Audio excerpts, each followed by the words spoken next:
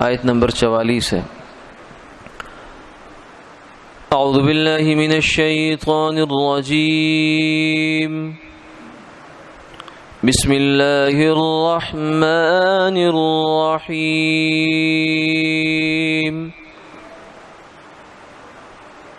انا انزلنا التوراة فيها هدى ونور يحكم بها النبيون الذين أسلموا للذين هادوا والربانيون والأحبار بما استحفظوا من كتاب الله وكانوا عليه شهداء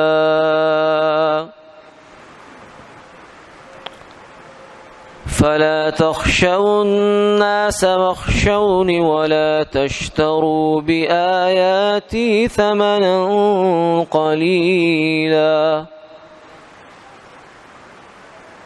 ومن لم يحكم بما أنزل الله فأولئك هم الكافرون۔ صدق اللہ العظیم۔ یقیناً ہم نے تورات نازل کی جس میں ہدایت ہے اور روشنی ہے، اس کے موافق حکم کرتے تھے پیغمبر جو کہ حکم بردار تھے ان لوگوں کو جو یہودی ہوئے، اور حکم کرتے تھے درویش اور علماء، اس وجہ سے کہ جو ہم نے ان کو اس کتاب کا نگہبان ٹھہرایا گیا اور وہ اس کی خبر گیری پر مقرر تھے۔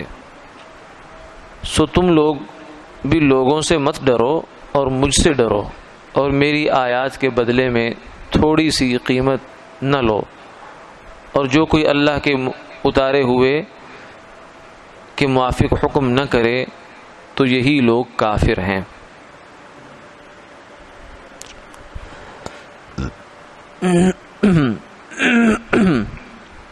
ان آیات کا پس منظر یہ ہے کہ پیچھے سے بات چلی آ رہی ہے کہ یہودیوں نے 2 مقدمات میں آپ صلی اللہ علیہ وسلم کی خدمت میں رجوع کیا تھا، اور لیکن اس نیت سے رجوع کیا کہ ہمیں اگر اپنے موافق بات ملے گی تو لے لیں گے، اگر موافق نہیں ملی تو پھر نہیں لیں گے۔ تو اب آگے یہاں سے یہ بات بیان ہو رہی ہے کہ تورات جو یہود کی کتاب تھی جس کو بائبل بھی کہا جاتا ہے، یہ عیسائی بھی اس کو مانتے ہیں اور یہودی بھی اس کو مانتے ہیں۔ انجیل جو کہ اب جو بائبل چھپتی ہے اس کا حصہ ہوتی ہے، لیکن یہودی اس کو نہیں مانتے، یہودی صرف تورات کو مانتے ہیں۔ تو اس کے بارے میں یہاں فرمایا کہ قرآن پاک جو تورات کے بارے میں بیانات دیتا ہے یا یہودیوں کو تنقید کرتا ہے، تو اس کا یہ مطلب نہیں ہے کہ تورات کوئی اللہ کی کلام نہیں ہے یا تورات کی عظمت ذہن میں نہیں ہے، یہ بات نہیں ہے، بلکہ بات یہ ہے کہ تورات منسوخ ہو چکی ہے، اور ایک چیز باوجود اچھی ہونے کی، قیمتی ہونے کے، جب وہ منسوخ ہو جائے تو پھر اس کی عملی اہمیت ختم ہو جاتی ہے، اگرچہ اس کی قیمت باقی ہے جو تھی اس کو تھی۔ جیسے ایک ڈاکٹر آپ کو نسخہ لکھ کے دیتا ہے بڑا اچھا، وہ کہتا ہے کہ یہ دوائی آپ نے صرف 10 دن استعمال کرنی ہے، اس سے زیادہ استعمال نہیں کرنی آپ نے، تو 10 دن کے بعد وہ دوائی ہے، اور لیکن آپ کے لیے اب وہ دوائی نہیں ہے، آپ اگر استعمال کریں گے تو آپ کے لیے وہ زہر ہے، نقصان دہ ہو سکتی ہے۔ ایکسپائر ہوئی ہوئی چیز ہے، وہ جب اس کی ڈیٹ موجود تھی تب وہ بہت اچھی چیز تھی، مفید چیز تھی، لیکن اگر اس کی ڈیٹ نکل گئی ہے تو اب وہ اچھی چیز نہیں ہے، وہ نقصان دہ ہو سکتی ہے۔ تو اسی طریقے سے تورات جس زمانے میں اللہ کا کلام تو وہ ہے، جس زمانے میں اس پر عمل کا تقاضا تھا اس زمانے میں تھا، لیکن قرآن پاک آنے کے بعد اب سب کتابوں کی حیثیت عملی ختم ہو گئی ہے، لیکن جب اللہ نے ان کو نازل کیا تھا تب تو ظاہر ہے کہ یہ ایک ہدایت کا سامان بھی تھا، نور بھی تھا۔ فرمایا کہ ہم نے تورات کو نازل کیا جس میں نور بھی ہے، ہدایت بھی ہے۔ یہ دونوں لفظ ایک ہی مفہوم کی نمائندگی بھی کر سکتے ہیں اور الگ الگ بھی ان سے مراد ہو سکتا ہے۔ ہدایت کہتے ہیں سیدھا راستہ ملنا، اور نور کہتے ہیں روشنی کو۔ تو منزل پر پہنچنے کے لیے سیدھا راستہ انسان کو مل جائے، یہ بنیادی ضرورت ہے اس کی۔ ہدایت یہ ہے، آپ کو کوئی آدمی یہ بتا دے کہ آپ نے کسی سے پوچھا کہ میں نے یہاں سے فلاں جگہ جانا ہے، کسی بھی شہر میں، لاہور میں کہیں سے پوچھا، اس نے کہا کہ یہ جو راستہ جا رہا ہے نا، بس اس سے آپ نے دائیں بائیں نہیں ہونا، یہ سیدھا آپ کو اس جگہ پہنچا دے گا۔ یہ آپ کو اس نے سیدھا راستہ بتا دیا، لیکن ہو سکتا ہے وہ راستہ تاریک ہو، اس پر اندھیرا ہو، روشنی نہ ہو، آپ کو چلنے میں دشواری ہو، مشکل ہو، وہاں گڑھے ہوں، کھڈے ہوں، کوئی اور 10 طرح کی چیزیں ہو سکتی ہیں، لیکن روشنی یہ ہے کہ آپ کو اس راستے پر چلنے میں کوئی دشواری نہیں ہے، آپ بالکل سیدھے سیدھے اطمینان کے ساتھ چلتے چلتے چلتے چلتے چلے جا رہے ہیں۔ تو منزل پر پہنچنے کے لیے مسافر کو راستہ بھی سیدھا معلوم ہونا چاہیے اور روشنی بھی چاہیے۔ تو صرف راستہ کا سیدھا ہونا کافی نہیں ہے، بلکہ روشنی ہو تو اس سے بہت سہولت ہو جاتی ہے، آدمی دائیں بائیں نہیں ہوتا۔ تو اس سے جو ہے ایک بات یہ بھی ہمیں سمجھ میں آتی ہے کہ یہاں جو ہدایت اور نور ہے یا راستہ اور روشنی ہے، اس کو اگر آپ، یہ تو مثال ہو گئی حصی مثال، اگر قرآن پاک میں یا تورات کے حساب سے اگر اس کی مثال دیکھیں تو وہ یہ ہے کہ اللہ کے احکامات، نماز، روزہ، حج، زکوٰۃ، عقائد، عبادات، معاملات، معاشرت، اخلاق، یہ تو ہے ہدایت، یہ ہے راستہ۔ لیکن اس راستے پر چلنا آسان کیسے ہوگا؟ وہ ہوگا نور سے، وہ ہوگا روشنی سے، وہ ہوگا اس طاقت سے جو ان اعمال پر، ان احکامات پر انسان کو کھڑا کر دے۔ یعنی ایک آدمی جانتا ہے کہ 5 وقت کی نماز فرض ہے اور اس کی اتنی رکعتیں ہوتی ہیں، اس کی اتنی ہوتی ہیں، اور نماز نہ پڑھیں تو بڑا نقصان ہوتا ہے، پڑھیں تو بڑے فائدے ہوتے ہیں، لیکن نماز کے لیے آتا نہیں ہے مسجد میں۔ اب اس کو راستہ تو معلوم ہے، لیکن اس راستے پر چلنے میں بیچارے کو دشواری آ رہی ہے۔ جانتا ہے کہ گناہ بری چیز ہے، کسی کی بہن بیٹی کو دیکھنا یہ بری چیز ہے، لیکن کہتا ہے کیا کروں، دل چاہتا ہے، اور میں چاہتا بھی ہوں کہ یہ کام نہ کروں، لیکن پھر بھی ہو جاتا ہے مجھ سے، لیکن میں کرنا نہیں چاہتا۔ تو یہ وہ طاقت جو انسان کو نیکی پر قائم کر دیتی ہے، نیک راستے پر کھڑا کر دیتی ہے، نیکی کے لیے اس کو ابھارتی ہے، وہ طاقت جو ہوتی ہے وہ نور ہوتا ہے، وہ علم کا نور ہوتا ہے۔ اس لیے کہتے ہیں ایک علم ہوتا ہے، ایک علم کا نور ہوتا ہے۔ علم یہ ہے کہ آپ کو پتہ چل گیا کہ سونے کی دعا یہ ہے، جاگنے کی دعا یہ ہے، بیت الخلاء میں جانے کی دعا یہ ہے، نکلنے کی دعا یہ ہے، اور نور یہ ہے کہ یہ دعا آپ پڑھ بھی لیں، یہ دعا آپ کے عمل میں بھی آ جائے۔ گویا کہ علم کو عمل میں لانے کے لیے جو پاور چاہیے ہوتی ہے وہ نور ہے۔ تو تورات میں فرمایا کہ ہم نے 2 چیزیں نازل کی تھی، ایک ہدایت تھی، ایک نور تھا، سیدھا راستہ بھی تھا، احکامات بھی تھے، اور ان احکامات پر چلنے کے لیے جو طاقت چاہیے انسان کو وہ بھی تھی۔ تو یہی چیز قرآن پاک میں بھی ہے، یہی چیز شریعت میں بھی ہے کہ احکامات تو قرآن نے ذکر کر دیے، لیکن یہ پاور کہاں سے ملے گی؟ اس کے لیے جو ہے وہ پھر پورا آگے طریقہ ہوتا ہے کہ اس کو انسان حاصل کرے۔ اس کا بنیادی مسئلہ یہ ہے کہ انسان ماحول میں چلا جائے، نیک ماحول میں جڑنے سے آدمی کے اندر وہ طاقت پیدا ہو جاتی ہے کہ اس کے لیے احکامات پر عمل کرنا سہولت سے ممکن ہو جاتا ہے، گناہ سے بچنا آسان ہو جاتا ہے، اور نیکی پر عمل پیرا ہونا آسان ہو جاتا ہے۔ یہ ہے کہ اللہ کی یاد اور ذکر ایسی چیز ہے کہ جو انسان کے دل سے غفلت کو دور کرتی ہے۔ تو یہ کچھ چیزیں ہوتی ہیں جو انسان کو عمل کو، اس کے علم کو عمل میں بدل دیتی ہیں۔ ورنہ کتنے لوگ ہیں سب جو رشوت خور ہیں، کیا اسے پتہ نہیں رشوت بڑا گناہ ہے؟ الراشی والمرتشی کلاہما فی النار۔ تو اس لیے لوگ کچھ کہتے ہیں کہ ہمارا سب سے بڑا مسئلہ جہالت ہے۔ نہیں، ہمارا سب سے بڑا مسئلہ جہالت نہیں، ہمارا سب سے بڑا مسئلہ غفلت ہے۔ جہالت یہ ہوتی ہے کہ آپ کو پتہ ہی نہیں ہے کہ یہ کام غلط ہے، اور غفلت یہ ہوتی ہے کہ پتہ ہونے کے باوجود بھی آدمی اس پہ عمل پیرا ہوتا ہے۔ تو مسئلہ جو لوگ غلط کام کر رہے ہیں یہ نہیں کہ ان کو خبر نہیں ہے، خبر ہے، لیکن اس خبر پر چلنے کا جذبہ نہیں ہے، اتنی طاقت نہیں ہے کہ صحیح راستے پر انسان چل سکے۔ تو یہ نور بھی چاہیے ہوتا ہے۔ انبیاء علیہ الصلوۃ والسلام صرف لوگوں کو احکامات کی ہدایت دینے کے لیے نہیں آتے، ورنہ تو اتنی لمبی چوڑی کام کرنے کی کیا ضرورت تھی. اللہ تعالیٰ جو ہے وہ قرآن پاک کو بیت اللہ کی چھت پر نازل فرما دیتے اور لوگوں سے کہتے اس کو پڑھ لو, جان لو, علم حاصل کرو اور عمل کر لو. لیکن ایسا نہیں کیا, بلکہ اللہ کو معلوم ہے کہ انسان کی فطرت ایسی ہے کہ یہ علم ہونے کے بعد عمل تک لانا اس کو بڑا مشکل ہوتا ہے. علم آ جاتا ہے بڑی آسانی سے, وہ تو 1 منٹ میں آ جاتا ہے, لیکن عمل پر آنے کے لیے سال ہا سال لگ جاتے ہیں.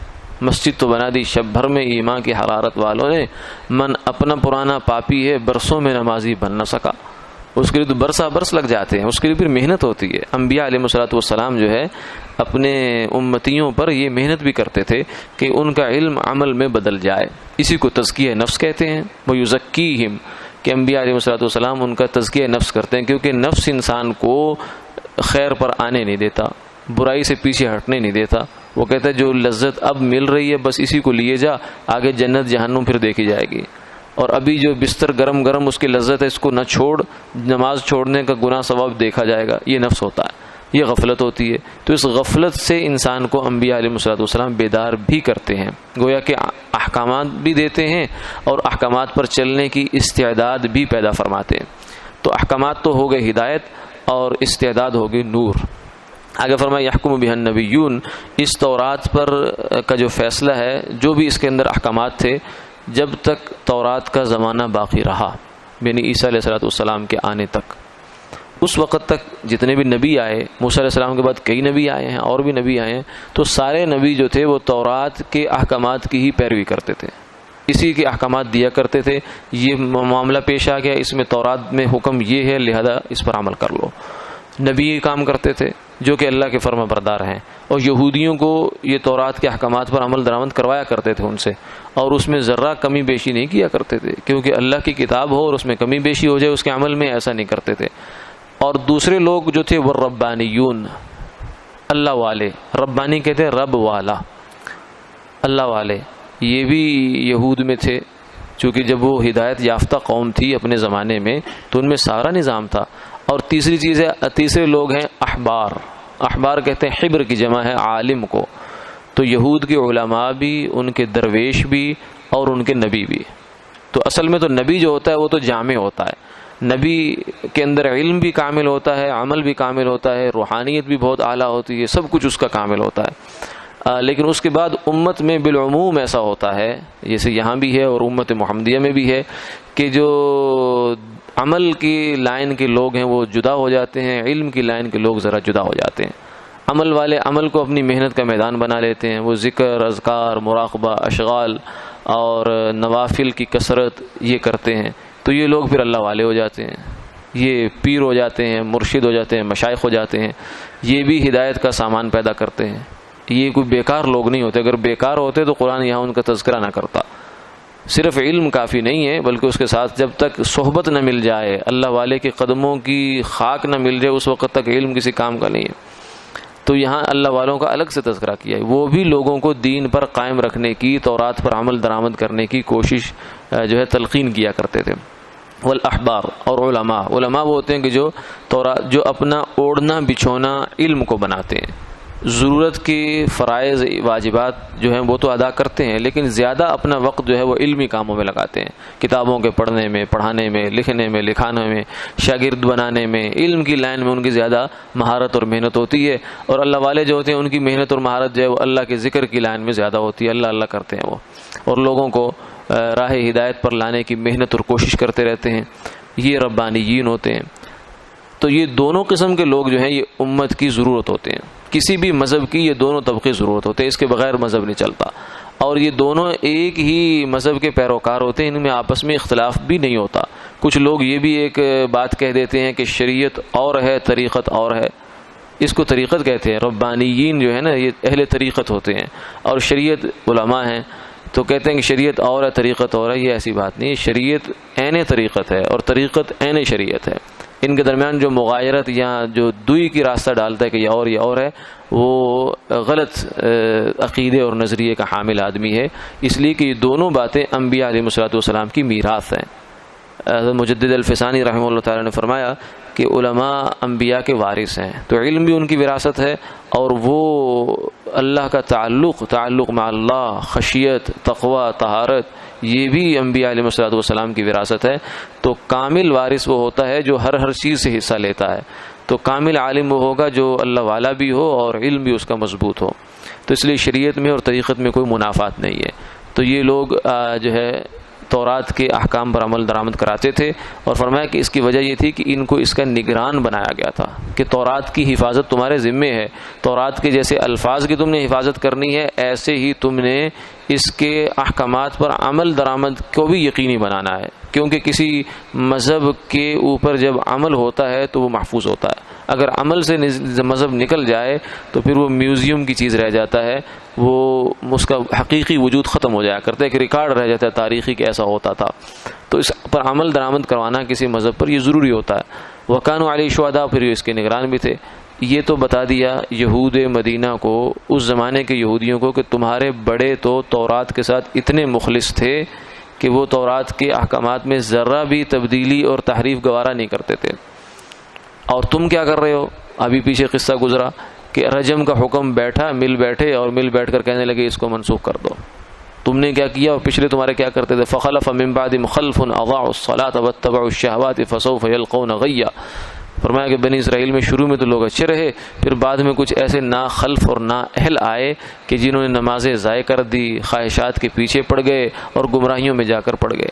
تو وہ پھر ایسے ہی ہوا کہ خواہش کے لیے، یعنی مال کمانے کے لیے، اپنی عزت اور مرتبہ کمانے کے لیے کیا قرآن کو ہی بدل دیا، اور اس کو تورات کو ہی بدل دیا۔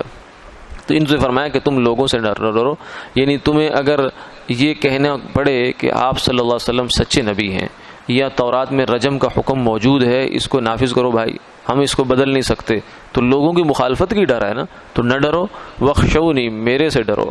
یہ صفت اللہ نے جو ہے علماء امت محمدیہ صلی اللہ علیہ وسلم کو دی ہے، کہ اس کے علماء جو ہیں ان کو اللہ نے وہ جذبہ دیا ہوتا ہے کہ شریعت کے کسی حکم میں ذرہ بھی تبدیلی ہو تو یہ اس کو گوارا نہیں کرتے۔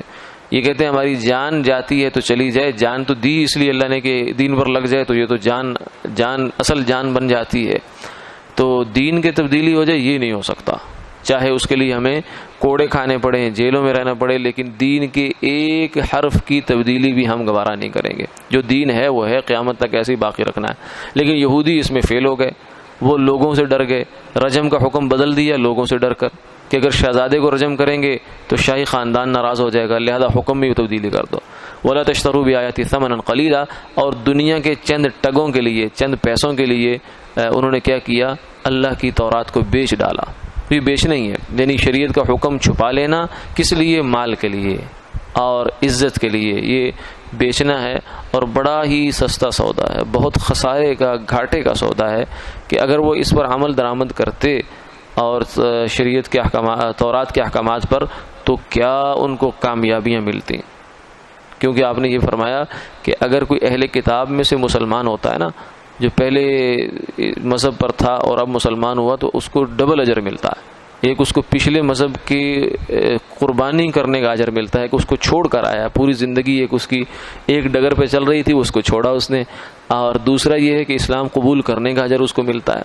تو ان کو کتنے اجر ملتے، لیکن انہوں نے صرف پیسوں کے لیے اور لوگوں میں اپنی عزت بچانے کے لیے تورات کے احکام بدل ڈالے اور انکار کر دیا، حتیٰ کہ آپ صلی اللہ علیہ وسلم کے نبی ہونے کا بھی انکار کر دیا، کہنے لگے ہمیں نہیں پتہ یہ نبی ہے یا نہیں ہے، بلکہ نہیں ہے، یہ کہہ دیا۔ آگے فرمایا وَمَن لَّمْ يَحْكُم بِمَا أَنزَلَ اللَّهُ، اب تم خود ہی فیصلہ کرو کہ تورات میں جو حکم موجود ہے، اللہ کا کلام ہے، وہ تمہارے نزدیک تو ابھی بھی موجود ہے، ابھی بھی وہ منسوخ نہیں ہے، لیکن پھر بھی تم اس کا فیصلہ نہیں کرتے ہو۔ رجم کے مسئلے میں تم نے کیا کیا؟ اس کو بدل ڈالا، اجتہاد کر کے تورات کا حکم منسوخ کر دیا، تو تم سے بڑا کوئی کافر ہے؟ فَأُولَٰئِكَ هُمُ الْكَافِرُونَ، جو اللہ کے نازل کردہ قانون کے مطابق فیصلہ نہ کریں، یہی لوگ ہیں جو حقیقت میں کافر ہیں۔ وآخر دعوانا الحمد للہ رب العالمین۔